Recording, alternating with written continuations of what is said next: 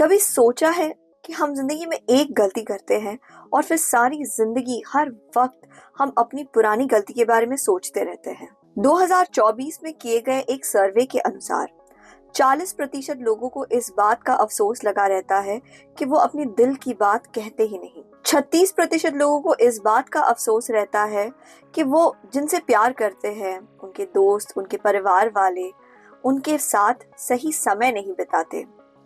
और 35% लोगों को इस बात का अफसोस होता है कि वो अपने सपनों के लिए कुछ नहीं करते, अपने सपनों को मर जाने देते हैं।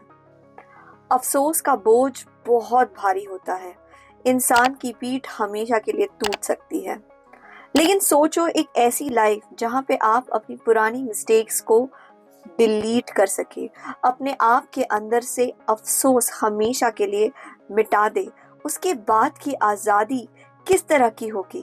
उस आज़ादी के बाद आप जिंदगी में क्या क्या कर सकते हैं? शायद ये एक ऐसी आज़ादी होगी जिसकी वजह से आपको रोकना नामुमकिन हो जाएगा।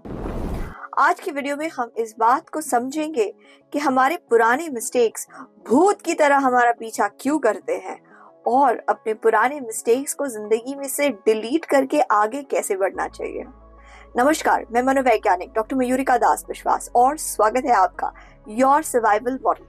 हम सभी लोगों को पता है कि पास्ट को बदला नहीं जा सकता, तो फिर ऐसा क्यों है कि हम अपने पास्ट को बार बार याद करते हैं, पुरानी गलतियों के बारे में सोचने से खुद को रोक ही नहीं पाते? जवाब कहीं पे हमारी एंसेस्ट्री में है, हमारे पास्ट में ही है। आज के समाज में जितनी सेफ्टी है, सिक्योरिटी है, वो हमेशा से नहीं थी। हाँ, अगर आप इंटरनेट से बाहर निकलेंगे, ऑनलाइन वीडियोस देखना बंद कर देंगे, अपने आसपास की दुनिया को देखेंगे, तो वो दुनिया आपको सेफ ही लगेगी। दुनिया भर का जो वायलेंस है, लड़ाई है, झगड़े हैं, वॉर्स है, वो आपको ज्यादा फोकस में नजर आएंगे इंटरनेट पे। लेकिन आपके आसपास की जिंदगी प्रेडिक्टेबल है, सेफ है। लेकिन ऐसा हमेशा तो नहीं था। हमारे पूर्वजों को एक बहुत ही वॉलेटाइल और डेंजरस एनवायरनमेंट में जीना पड़ता था, जहां पे कभी उनके बिस्तर के नीचे सांप घुस सकता था, तो कभी उनके कुटिया के अंदर शेर का हमला हो सकता था। कभी अगर एक इंसान को बुखार हो जाए तो वो बुखार के फैलने पे पूरा का पूरा गांव मर सकता था। हमारे पूर्वजों के लिए गलतियां बहुत भयंकर हो सकती थी।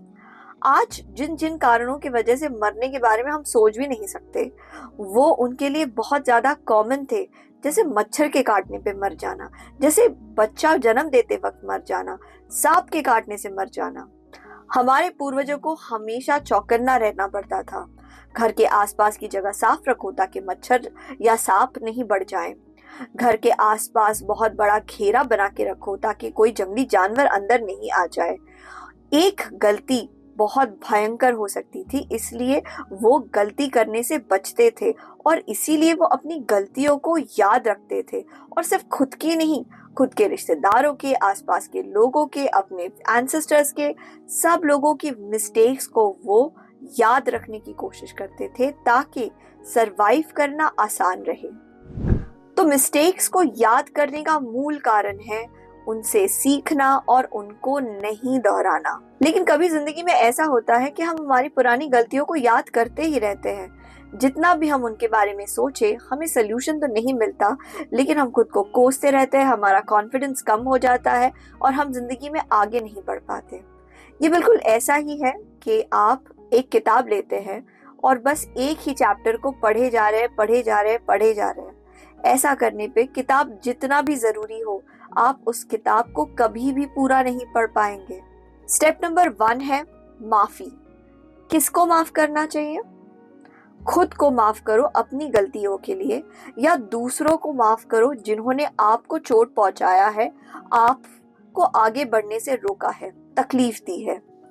हाँ, माफी तो बहुत अच्छी चीज है ना, तो फिर लोग एक दूसरे को या खुद को माफ करते क्यों नहीं?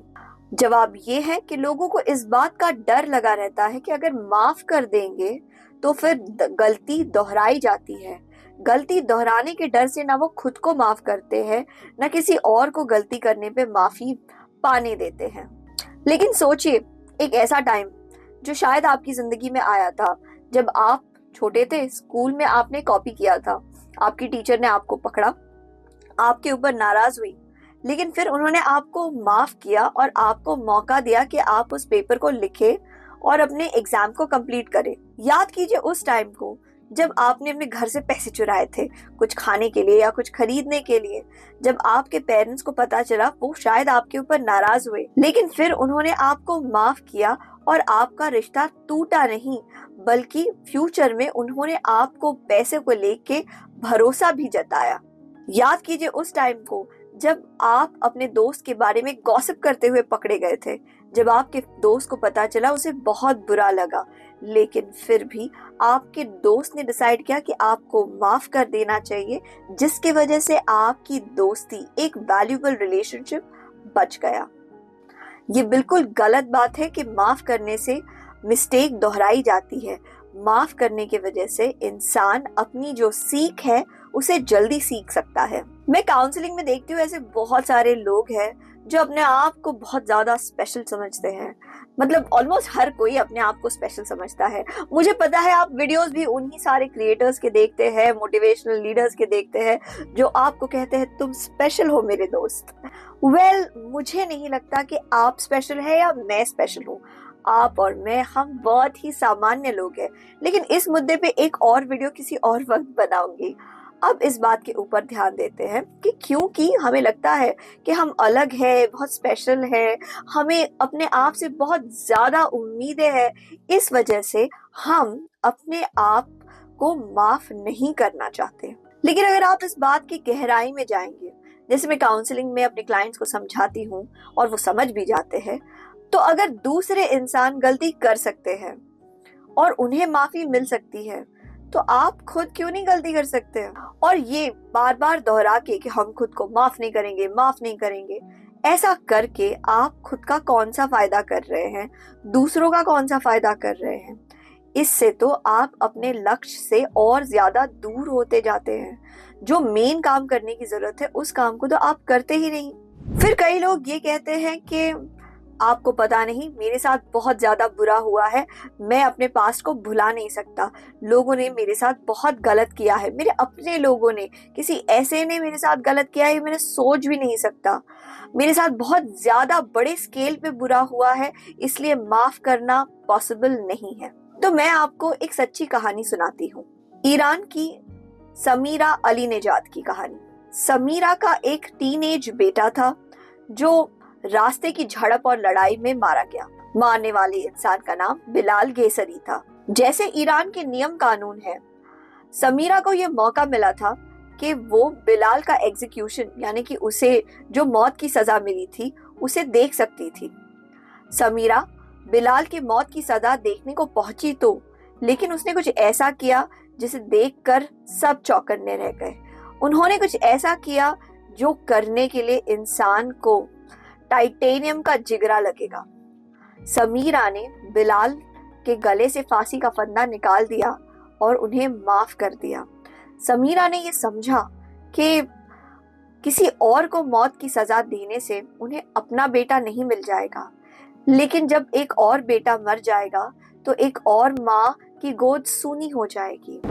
समीरा ने किसी और माँ के दर्द को समझा, जबकि वो खुद ही कितनी दुखी थी, लेकिन फिर भी उन्होंने किसी को माफ कर दिया और अपने आप को भी मुक्त होने दिया गुस्से से और नफरत से।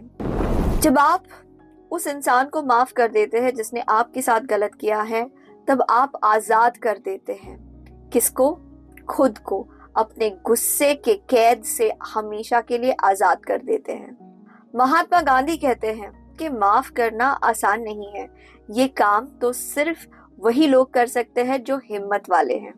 देखिए, आप अपने पास्ट को नहीं बदल सकते, लेकिन अगर आप अपने आप को और दूसरों को गलतियों के लिए माफ करना शुरू करेंगे, तो आप अपने फ्यूचर को तो डेफिनेटली बदल सकते हैं। स्टेप नंबर 2 है फोकस ऑन द फ्यूचर। जितना ज्यादा आप अपने ध्यान को पास्ट में रखेंगे, पीछे मुड़ के देखते रहेंगे, उतना ही ज्यादा आपके लिए आगे बढ़ना मुश्किल हो जाएगा।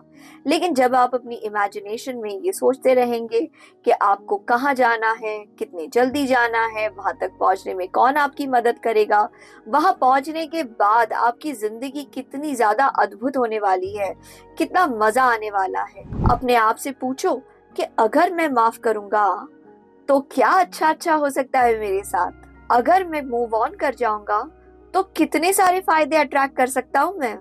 स्टेप नंबर 3 है माफी मांगना। देखिए, माफ करना खुद को दूसरों को जरूरी है, लेकिन इससे भी ज्यादा जरूरी है जिनके साथ आपने गलत किया है उनसे जाके माफी मांगना। शायद वो इस दुनिया में है, शायद वो इस दुनिया में नहीं है, लेकिन फिर भी माफी मांगना जरूरी है। और माफी मांगने का भी एक तरीका होता है। अगर जिसके साथ आपने गलत किया है उसे जाके आप माफी मांग के कहेंगे लेकिन मेरे पास कोई ऑप्शन नहीं था, देखो गलती तो तुम्हारी ही है, तुमने मजबूर किया मुझे इस तरीके से बिहेव करने के लिए। अगर आप माफी मांगते हुए अपने आप को एक्सप्लेन करते रहेंगे, डिफेंसिव हो जाएंगे, तो आपके माफी मांगने की कोई वैल्यू नहीं है। माफी मांगते वक्त ये बताइए कि आपको अफसोस है। माफी मांगते वक्त ये कहिए कि आप गलती को फिर नहीं दोहराएंगे। ये आश्वासन दीजिए कि आप इस वक्त भरपाई करने के लिए तैयार है।